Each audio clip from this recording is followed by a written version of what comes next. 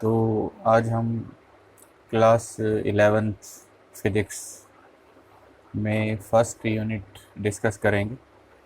First unit में total 4 parts हैं, जैसे dimensional analysis, error analysis, measurement of length, mass and time and system of units. तो ये total 4 parts हैं, जिनमें से जो सबसे पहला पार्ट है पार्ट ए, उसके बारे में आज हम थोड़ा डिस्कस करेंगे।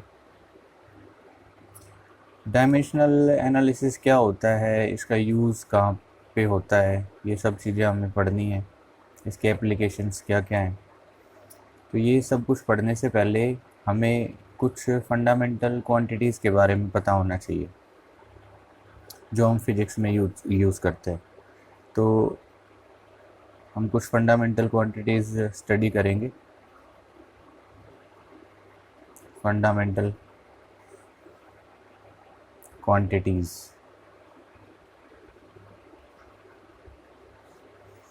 तो देखो हमारे पास टोटल मिला के 7 फंडामेंटल क्वांटिटीज़ हैं, जिनका यूज़ करके हम और दूसरी क्वांटिटीज़ बना सकते हैं। जैसे अगर मान लो कि मैं एरिया की बात करता हूँ, तो लेंथ को लेंथ से मल्टीप्लाई करने से, जैसे रेक्टेंगल का एरिया हो गया लेंथ इंटू ब्रेड्थ। ये रेक्टेंगल है, जैसे रेक्टेंगल, ये इसकी लेंथ है, ये इसकी ब्रेड्थ है। अगर मैं इसका एरिया फाइंड आउट करूँ तो उसमें हमें लेंथ का 2 बार यूज़ करना पड़ता है। अगर मान लो कि मैं किसी ऑब्जेक्ट की स्पीड फाइंड आउट करना चाहूँ, स्पीड, तो स्पीड का फॉर्मूला होता है डिस्प्लेसमेंट बाय टाइम। और डिस्प्लेसमेंट एक लेंथ है और टाइम एक अलग क्वांटिटी है जो कि लेंथ नहीं है। तो लेंथ का और टाइम का, इन दोनों का यूज़ करके हम स्पीड फाइंड आउट कर सकते हैं। तो ये जो क्वांटिटीज़ हैं जिनका यूज़ करके हमने एक दूसरी क्वांटिटी फाइंड आउट की है, स्पीड फाइंड आउट की है, तो स्पीड को हम बोलते हैं डिराइव्ड यूनिट्स या derived physical quantity. Derived physical quantity जो दूसरी क्वांटिटीज़ से मिलके बनती है। जो मेन जो फिज़िकल क्वांटिटीज़ हैं, जो बाकी किसी और से मिलके नहीं बनती, वो 7 हैं हमारे पास, 7 फिज़िकल क्वांटिटीज़। जिनमें सबसे पहली जो फिज़िकल क्वांटिटी है that is mass, second is length, third is time, fourth is amount of substance, fifth है टेम्परेचर, सिक्स्थ है इलेक्ट्रिक करंट,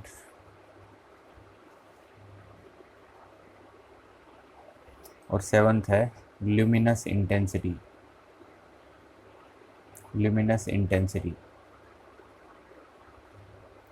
तो ये 7 फिज़िकल क्वांटिटीज़ है जो किसी और से मिलके नहीं बनते।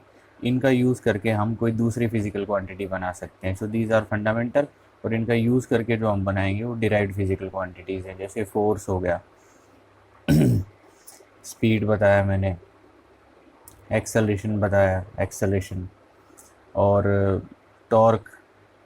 तो बहुत सारी फिज़िकल क्वांटिटीज़ है, मोमेंट ऑफ इनर्शिया।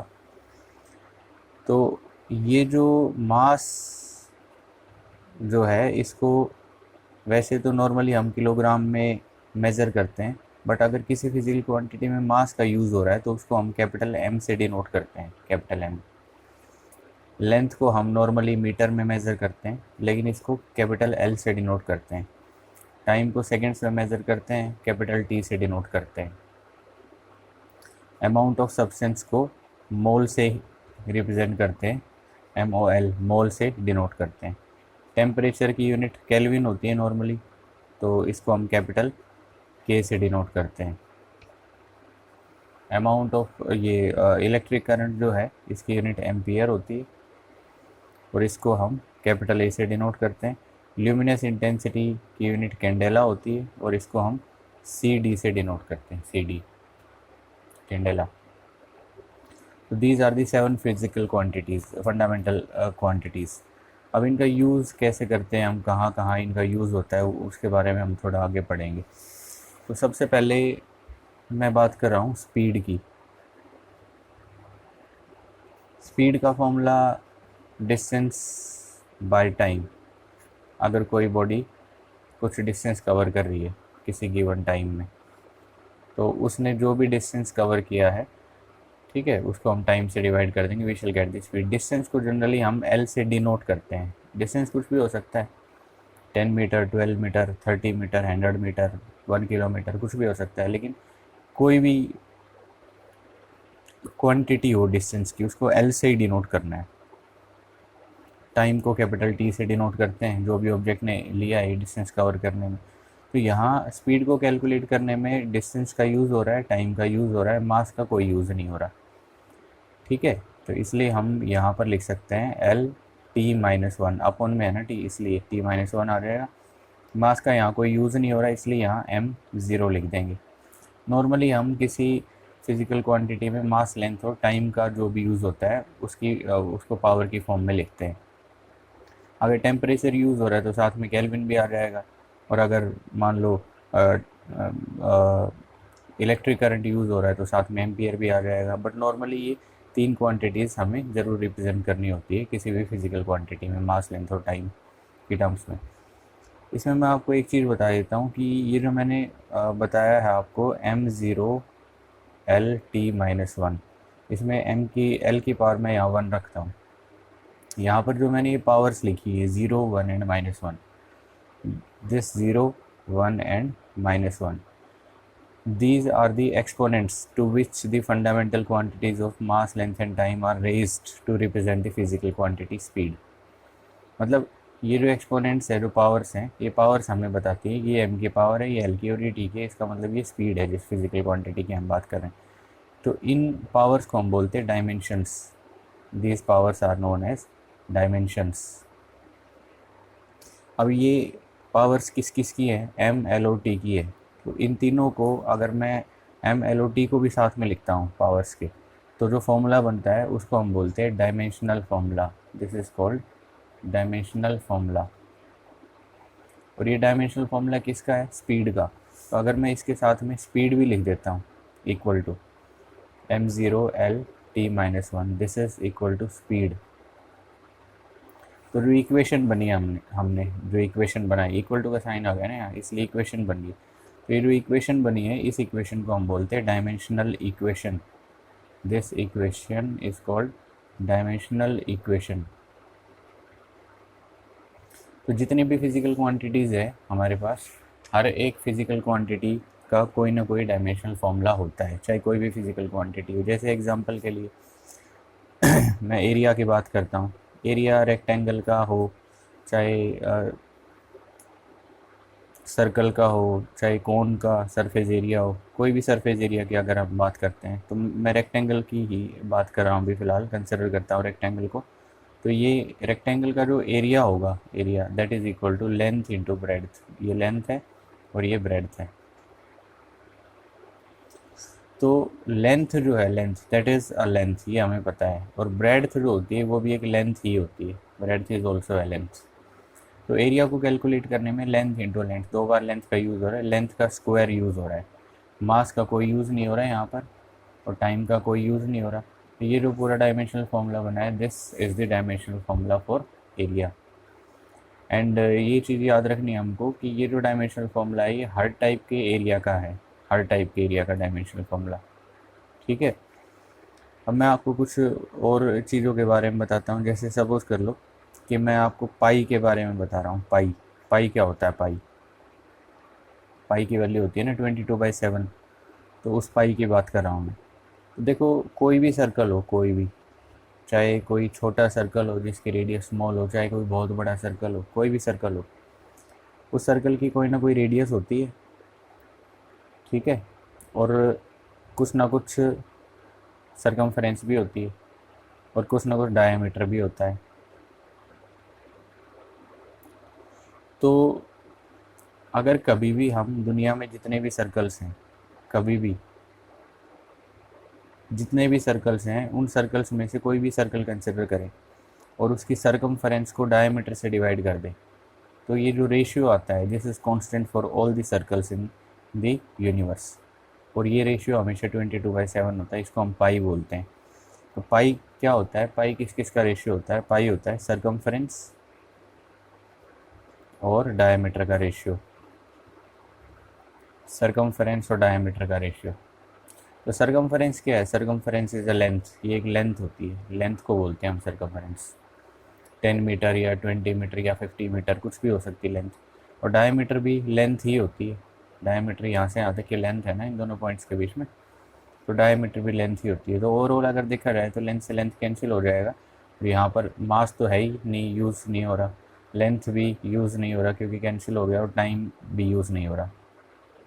तो ये जो फॉर्मूला मैंने यहाँ बनाया है M0 L0 T0, this is the dimensional formula for pi, ये पाई का डायमेंशनल फार्मूला है M0 L0 T0। अब मैं आपको इसी से रिलेटेड एक छोटा सा पॉइंट और बता रहा हूँ। जैसे मैंने अभी आपको बताया कि एरिया का जो डायमेंशनल फार्मूला होता है, एरिया का मैंने अभी बताया, एरिया का डायमेंशनल फार्मूला होता है M0 L⁻² और T0। ये रेक्टेंगल के लिए बताया मैंने। अगर मान लो कि मैं ये एरिया की बात करता हूँ सर्कल के लिए, अगर मैं एरिया की ही बात कर रहा हूँ बट सर्कल के लिए कर रहा हूँ, एरिया ऑफ अ सर्कल, ठीक है, एरिया ऑफ अ सर्कल। तो सर्कल का एरिया हमने पढ़ा हुआ है नॉर्मली कि सर्कल का एरिया होता है πr², πr²। अभी थोड़ी देर पहले मैंने बताया कि पाई का कोई डायमेंशनल फॉर्मूला जो होता है that is M0 L0 T0। और रेडियस क्या होती है, रेडियस इज ए लेंथ। यहाँ रेडियस का दो बार यूज़ हो रहा है, r×r, तो लेंथ का स्क्वायर आ जाएगा यहाँ पे। So it is M0 L2 T0। तो यहाँ से भी एरिया का डायमेंशनल फॉर्मूला वही आया है जो रेक्टेंगल में आया था। So that means all type of areas are having same dimensional formula. ये चीज़ आपको याद रखनी है, चाहे कोई भी एरिया हो।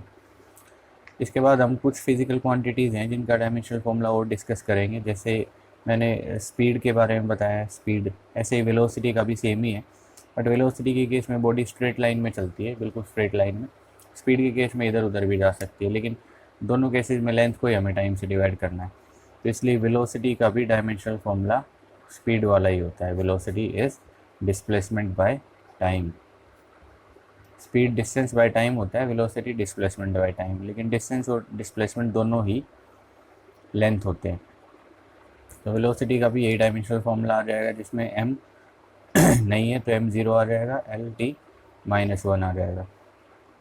अब मैं बात कर रहा हूँ एक्सेलरेशन की। एक्सेलरेशन का फॉर्मूला होता है change in velocity of a body divided by time, change in velocity divided by time. तो अगर किसी बॉडी की वेलोसिटी में चेंज हम कैलकुलेट करें तो चेंज की यूनिट भी वही होगी जो वेलोसिटी की यूनिट है। जैसे एग्जांपल के लिए मान लो किसी बॉडी की वेलोसिटी अभी 10 मीटर पर सेकंड है और थोड़ी देर पहले इसकी वेलोसिटी 8 मीटर पर सेकंड थी। तो जब हम चेंज फाइंड आउट करेंगे, चेंज कितना हुआ, मतलब सब्ट्रैक्शन फाइंड आउट करेंगे, तो 10 में से 8 सब्ट्रैक्ट करेगा तो टू बचेगा, लेकिन मीटर पर सेकंड में ही आएगा रिजल्ट हमारा। अगर 10 मीटर पर सेकंड है उसमें से 8 मीटर पर सेकंड सब्ट्रैक्ट किया तो 2 मीटर पर सेकंड ही आएगा, ठीक है, यूनिट्स में चेंज नहीं आएगा कोई भी। इसलिए वेलोसिटी की जो यूनिट्स होती है ना, वही वेलोसिटी भी चेंज की यूनिट होती है।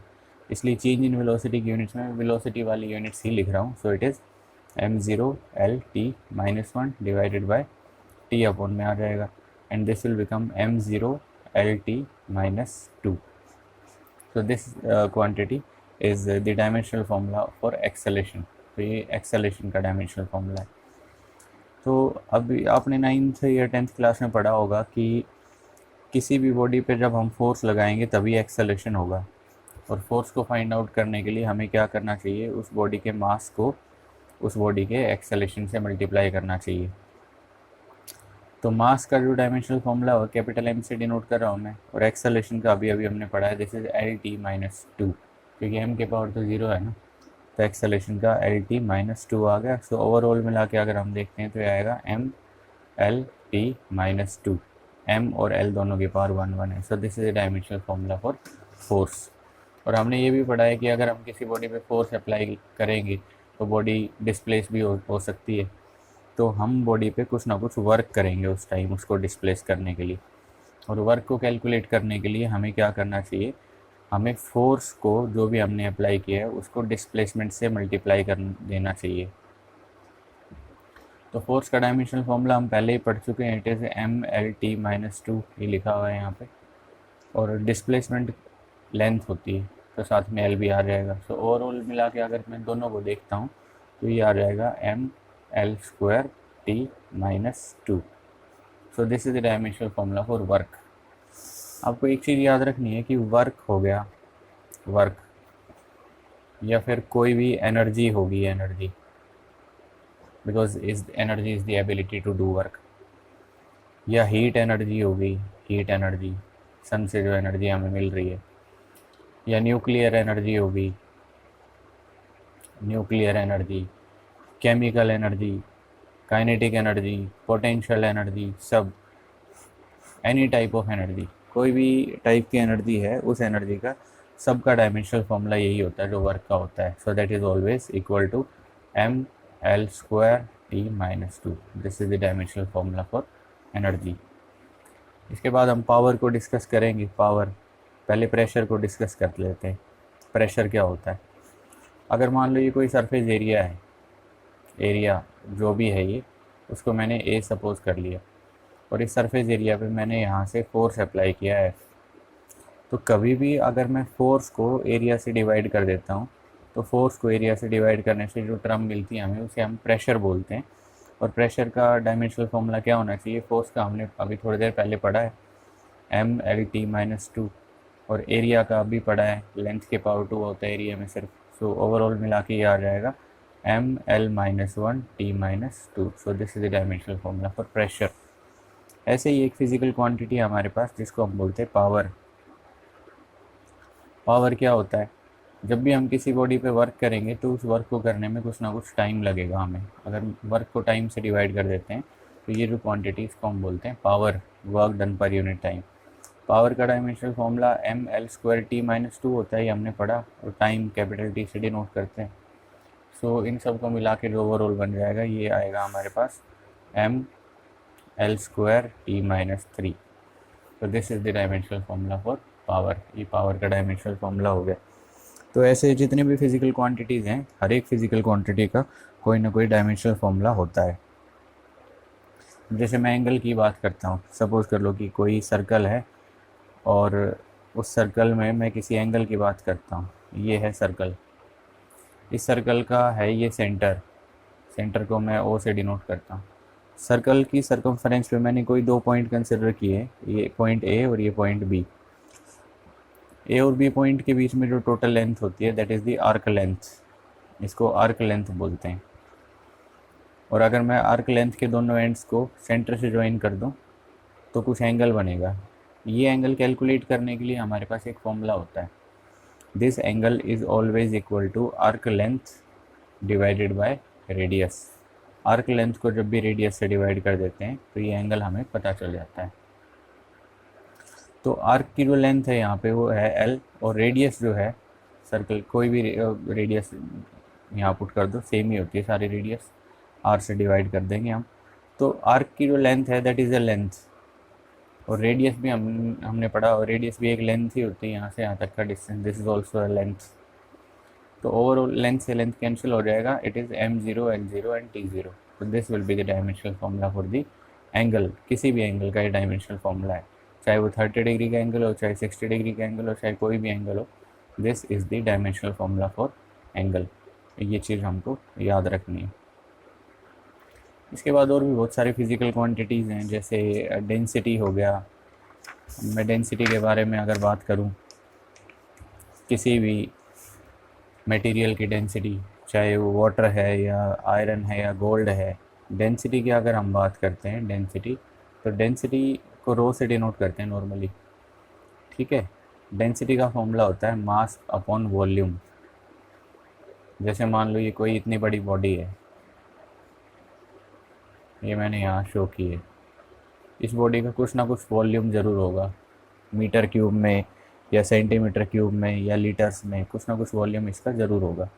और अगर हम इसको वेइंग मशीन पे वे करें या तराजू पे इसको तोलें अगर हम, तो इसका कुछ ना कुछ मास भी होगा। तो इसका जो भी मास होगा उस मास को हम वॉल्यूम से डिवाइड कर देंगे तो we shall get the density of this material. And we know that the mass is a fundamental quantity, it is denoted by M. And volume, अच्छा वॉल्यूम का क्या होता है, तो वॉल्यूम का होता है एल क्यूब, क्योंकि वॉल्यूम अगर मैं कैलकुलेट करता हूँ तो length into breadth into height करना पड़ता है, length into breadth into height. तो ये भी लेंथ और ये भी लेंथ और ये भी लेंथ, 3 बार लेंथ को मल्टीप्लाई करेंगे तो एल क्यूब आ जाएगा। So it will become L M L minus 3 T zero है यहाँ पे, ठीक है। So this will be the dimensional formula for density, ये डेंसिटी का डायमेंशनल फॉर्मूला है। ऐसे ही वेवलेंथ का डायमेंशनल फॉर्मूला, वेवलेंथ क्या होती है, वेवलेंथ सपोज कर लो ये कोई वेव आपने देखी है नॉर्मली, अगर हम वाटर में कोई स्टोन ड्रॉप कर देते हैं या थ्रो करके कर देते हैं तो वाटर के अंदर एक वेव जनरेट होती है। इस टाइप की वेव स्ट्रिंग में भी डेवलप होती है रस्सी के अंदर। तो जिसमें ये जो पॉइंट होता है जो ऊपर उठा हुआ है इस मेन लाइन से, सेंट्रल लाइन से, इसको हम बोलते हैं क्रस्ट। और ये वाला जो पॉइंट होता है इसको हम बोलते हैं ट्रफ, ट्रफ TROUGH। तो ये भी क्रस्ट है और ये भी क्रस्ट है। किसी भी वेव में दो कंजिक्यूटिव क्रस्ट के बीच में जो डिस्टेंस होता है, ये वाला जो डिस्टेंस होता है, इसको हम बोलते हैं वेव की length. This is the wave length, और इसको लैम्डा से डिनोट करते हैं। तो वेव लेंथ एक्चुअल में क्या हुई, वेव लेंथ भी एक लेंथ ही है, इन दोनों पॉइंट्स के बीच में लेंथ, इसलिए डायमेंशनल फॉर्मूला वेव लेंथ का भी m0 l1 t0 होना चाहिए, क्योंकि यहाँ पे सिर्फ लेंथ एक बार यूज़ हो रहा है, मास और टाइम यहाँ यूज़ नहीं हो रहा है, इसलिए मैंने m0 और t भी यहाँ पे 0 कंसिडर किया है। तो ये चीज़ आपको याद रखनी है। तो इस टाइप से हमारे पास और भी बहुत सारे फॉर्मूले हैं, जैसे एक सरफेस एनर्जी हो गया,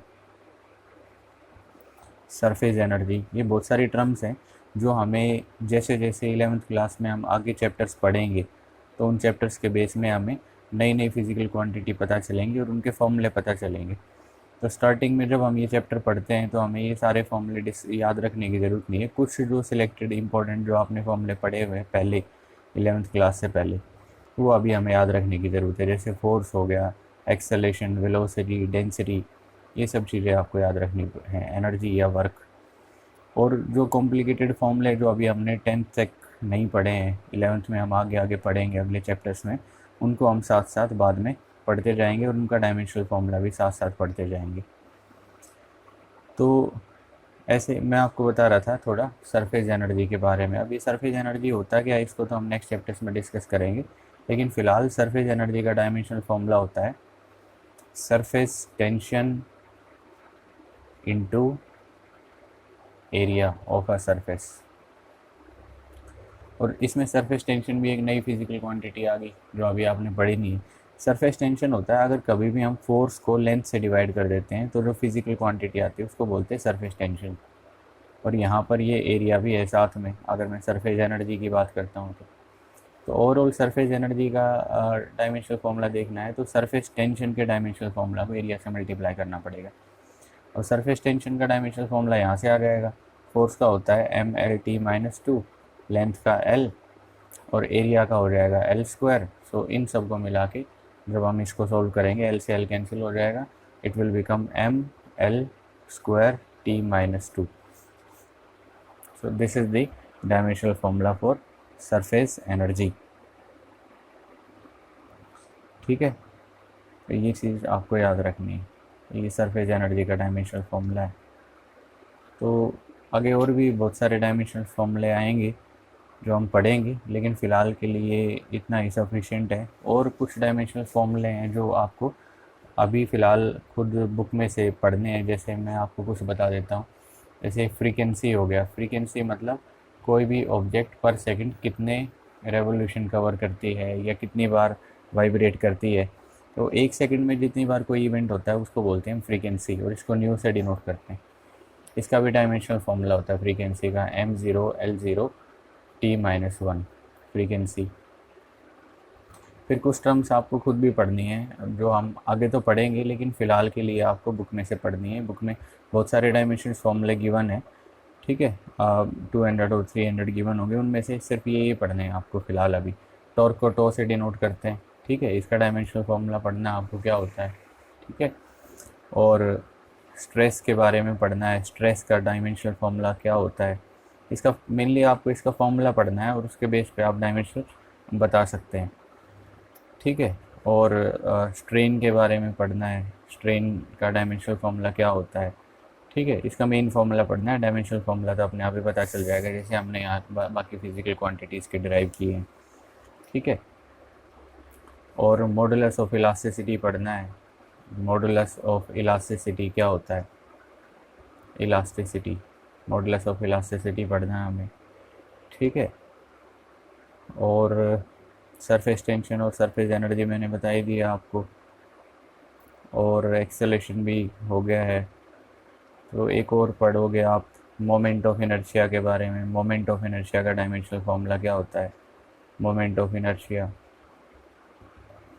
इसमें आपको एक चीज़ याद रखनी है, जब हम इस चैप्टर को आगे डिस्कस करेंगे तो कभी कभी एक टर्म यूज़ होती है किसी न्यूमेरिकल में या फिर किसी टॉपिक में, मास पर यूनिट लेंथ, मास पर यूनिट लेंथ। मास पर यूनिट लेंथ का मीनिंग होता है मास अपॉन लेंथ। अगर हम मास को लेंथ से डिवाइड कर देते हैं तो इस क्वांटिटी को बोलते हैं मास पर यूनिट लेंथ। सो मास m हो गया और लेंथ l है, सो डायमेंशनल फॉर्मूला बन जाएगा हमारे पास ml-1। अब इसी टाइप से एक टर्म का और यूज़ होता है जिसको हम बोलते हैं rate of flow. Rate of flow क्या होता है, तो रेट ऑफ फ्लो होता है किसी भी लिक्विड का वॉल्यूम किसी पाइप से अगर बाहर निकल रहा है, पर सेकंड कितना बाहर निकल रहा है, पर आवर या पर मिनट कितना बाहर निकल रहा है। तो रेट ऑफ फ्लो होता है volume of the liquid coming out from a tube और फ्रॉम अ वेसल पर unit time, volume upon time. Rate of flow का मतलब वॉल्यूम अपॉन टाइम। तो वॉल्यूम का L³ होता है और टाइम का अपॉन में T लिख देंगे हम यहाँ। तो इन दोनों को मिला के आ जाएगा जैसे L³ T-1। अगर कंप्लीट डायमेंशनल फॉर्मूला लिखेंगे तो m भी साथ में लिख देंगे हम, m0 L³ T-1। So this is the dimensional formula for rate of flow. तो अभी फ़िलहाल आपको यहाँ तक पढ़ना है, इसके बाद जो है हम अगली क्लास में डिस्कस करेंगे। तब तक के लिए ओके।